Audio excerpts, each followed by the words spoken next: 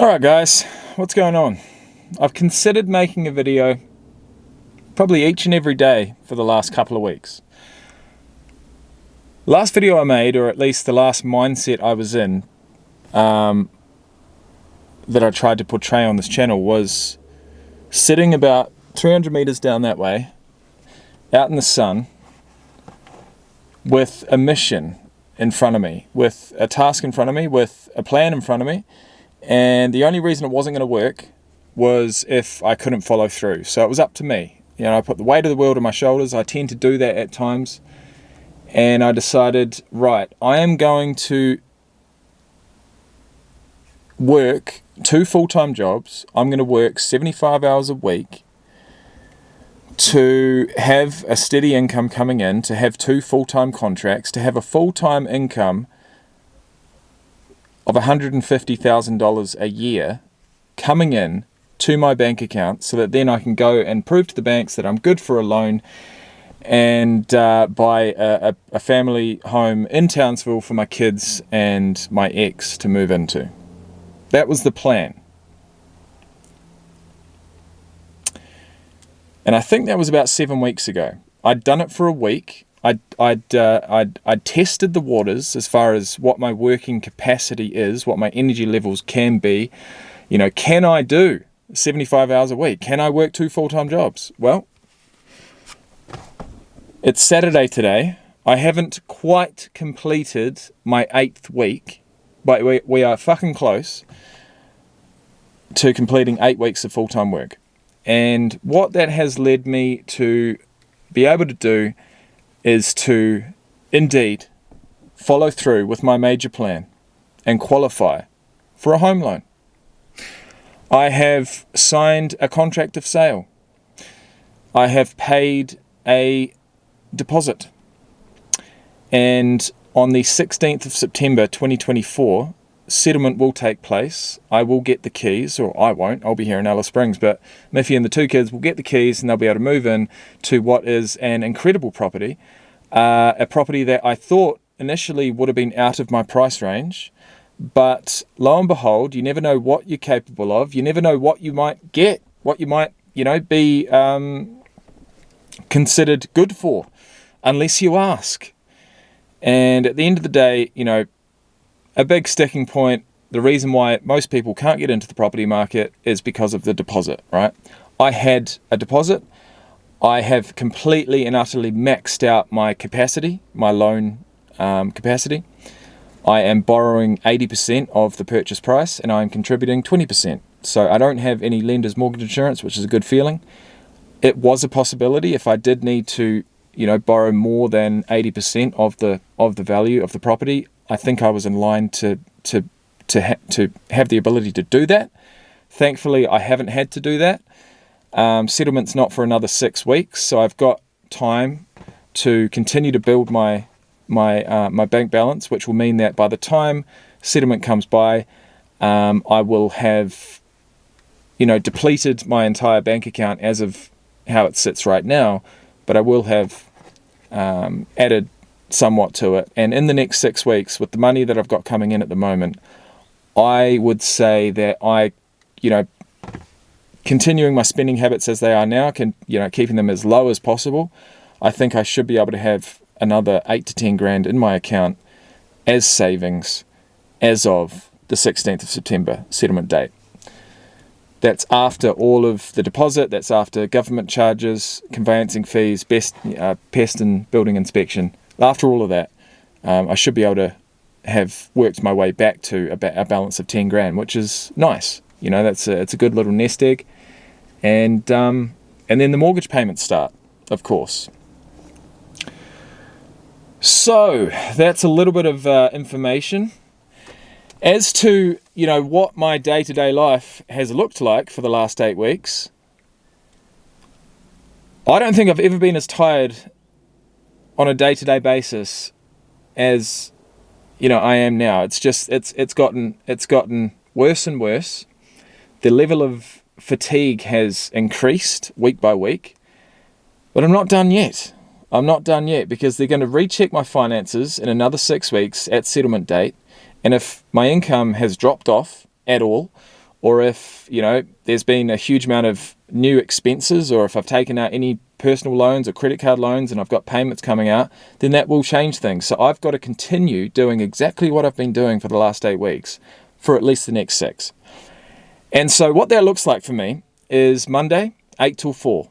Tuesday, 8 till 4, 5 till 12:30. Wednesday, 8 till 4, 5 till 12:30. Thursday, 8 till 4, 5 till 12:30. And when I get to Friday, I am in an absolute fucking state. An absolute state. I'm tired as... Look, let's not go there. I'm in a state, but I'm happy because I've gotten through those 3 fucking really, really tough long days. 16-hour days, Tuesday, Wednesday, Thursday, in a row. And when I get to Friday, I turn up at work, and yes, I'm tired, but I'm proud of the efforts that I've put in, and I'm looking forward to, Friday, Saturday, Sunday being 8 till 4, each of those 3 days. I'm looking forward to being able to, finish work at 4, go home, watch a bit of rugby league, watch a bit of YouTube in my own time, make some dinner, do whatever I want to in the evenings, and get to bed at a reasonable time and wake up the next day with just that little bit more energy than I've had the day previous. Because, Tuesday comes around, I'm feeling decent. Wednesday, it's depleting. Thursday, it's depleting. Friday morning, I wake up, I'm absolutely fucked. But I know that I've got Friday, Saturday, Sunday working just 8 hours, not 16. So that is how my week has looked. And that is how my weeks are going to continue to look for the foreseeable future. Because, like I said, 8 weeks ago, I had a goal in mind, and I put that goal out for the world to see. I put it on YouTube. I needed to speak it into existence, and that's exactly what's happened. Weeks have gone by where I've thought, I can't do this. But, if I didn't have a fucking solid, tangible goal in mind, if I didn't have my kids to work for, to do this for, I'm doing it for them. God, if it was just me, would I have done that? Possibly not. Would I have still had a goal of buying a property? Yes. Was one income ever going to get me there? No. Doesn't matter how much my deposit was. Well, I mean, you could always pay cash, but with the way that the Australian property market's going, there's no way in hell I could ever save up the cash to buy a property outright. So it was always going to be a mortgage, and it was only ever going to be possible with 2 jobs. And I have absolutely fucking crushed it. I'm proud of myself. Settlement hasn't been completed yet, but the contract has been signed from both seller and buyer. Now, let's get to the second part of the title, in brackets, but you were right. And what I'm referring to is sobriety. Have I been able to work 2 full-time jobs for the last 8 weeks and remain sober? No, I haven't. And you guys told me that. You guys said, well, I think look, if you're focusing on sobriety at the moment, the last thing you want to go and do is work 7 days a week, 75 hours a week. The last thing you want, that is not conducive to staying sober. And I'd have to agree. I mean, at that point, I was committing to stay sober. I was committing to this new life of working 2 jobs, and I didn't know exactly how it was going to go, but I was going to give it my best shot. Now, I lasted 2 days. It was Monday, worked. Tuesday, did my first 16-hour shift, and then Wednesday came along, and I thought, you know what, I'm not sure if I can get through it. I don't want to get through it. I'm going to need something. I'm going to need something to just, I don't know. I don't even know what alcohol does for me. It doesn't do anything for me, but what it does to me is put me into a really nice, relaxed mood where something that may seem really stressful previous is not so stressful. Looking down the barrel of a fucking 8-hour shift after I've just worked 8 hours seems, if I've got a couple of whiskeys at the end of it, like the carrot dangling in front of me, it seems just that less daunting. Just that little bit less impossible, because at times it has seemed impossible. So what I'm referring to in brackets in the title of this video is the fact that you guys were right. You guys were absolutely right, saying that throwing yourself into this much work, being this busy, having this, having so little spare time, so little free time for yourself, and to focus on your sobriety is not going to end well. It's not going to be possible. And you guys were right. It wasn't possible. It probably was, but I would have quit, and then I wouldn't be here 8 weeks later. I would have quit one of the jobs. I would have at least reduced my hours, and I wouldn't be here. This would not be happening. So can I thank alcohol for getting me through those really, really tough, fucking tedious times? As much as all of you guys watching don't want me to say this, I have to admit, I have to be honest. That's what this channel's about, and yes, I do have to thank alcohol for that. And we're here. We got it done. The contract's signed. I can't fucking believe it. Now, moving forward, I am going to give it another shot. I feel like those tedious, long fucking days are going to be just that little bit more, just seem that little bit more worthwhile. Just seem that, I'm going to be able to just commit to it just that little bit more so with a sober mind, due to the fact that we've got the hard work's done. The contract is signed. 8 weeks of full-time work has indeed been worthwhile. I've got another 6 in front of me at least, and I must admit, when you got one full-time income coming in each and every fortnight is one thing, but when you've got 2, it is very, very addictive, and you can get addicted to the money. And all of that money that's come into my account, I'm not going to be able to keep or use for, I haven't bought anything. I haven't bought a single thing. I bought a couple of t-shirts the other day for work. I bought a new pair of boots because mine had holes in them. But apart from that, I haven't bought anything. I've been earning all of this money. It's all been stacking in my account, but it's for a purpose, right? So I haven't been able to give myself any retail therapy, and I haven't needed it, and I haven't wanted it. So, moving forward, once the deposit is paid, and once I know that, this money's coming in, maybe I can use a little bit of it for myself. Maybe I can buy something. Maybe I could buy a car. I'm sitting in a car at the moment, but it's not mine. All of those questions will be answered in future, but I think that I'm in a better space and a more possible mindset to stay sober, even though I'm working all these hours, because the hard work's done, because I've been able to tick that box, and secure a property. And that is, it's so easy to dismiss how hard it's been, how much work it's been. I know there's people out there that work way harder than me, for way longer than me, but I'm very, very, very proud about my efforts, and I know that Miffy and the 2 kids are going to reap the rewards. And I told them yesterday, and they're all excited, of course. But I knew that, the hard work's not over. I need to continue it. And what I really want to do is come back to YouTube. I really want to continue making videos on this channel about all sorts of things, not just alcohol. I've discussed alcohol at length, to nauseam for a lot of you guys, I'd say. But all I want to say is that comments come through the channel very, very regularly. I would have loved to have gotten back to each and every one of you. It's not possible. It's not feasible. I'm not going to even try.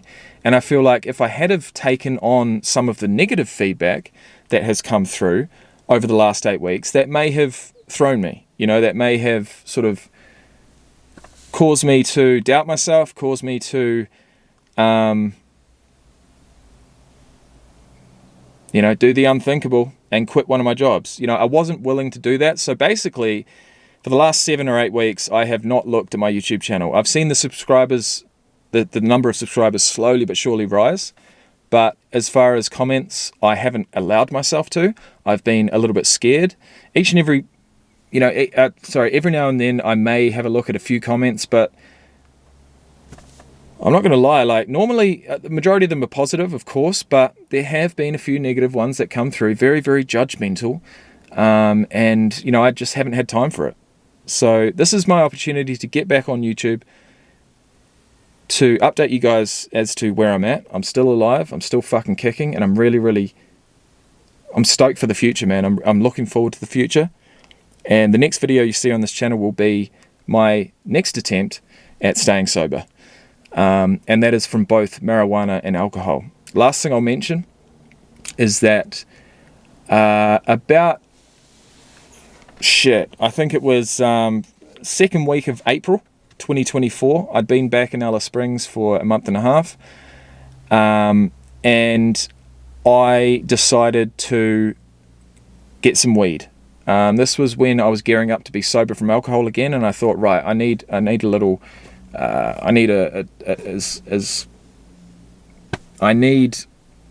gonna take advantage of anything I can to help me remain sober. And so I bought an ounce of weed. This is almost 3 months ago. I have my last nugget of that ounce inside, ready to smoke, and I'm going to smoke it. So my next attempt at sobriety is going to be from both alcohol and weed. Now, I've been smoking weed in very, small amounts, I must admit. The last ounce lasted 3 months. And from a guy who would get through an ounce in 2 weeks, 2, 3, 4, 5 years ago, that's an improvement, but it's still become an addiction. And I feel like I need to have a smoke before I go to bed. So what that means is that I'm finishing a shift on the phones at 12:30. I know I need to be up by 7:30 to get to work the next day, but I still want to have a smoke. And so I have a smoke, and then I'm buzzing for a little bit. I'll get in the shower and I'll get into bed and I'll watch a bit of TV, and yeah, it puts me to sleep. But the thing is, I don't have 12 hours worth of sleep to fucking sleep it off. I need to get up in another 5 hours. And so I get up groggy. I get up slow, very slow. It takes me a long time to wake up. And so weed has served its purpose for the last 3 months. It's got me to this point.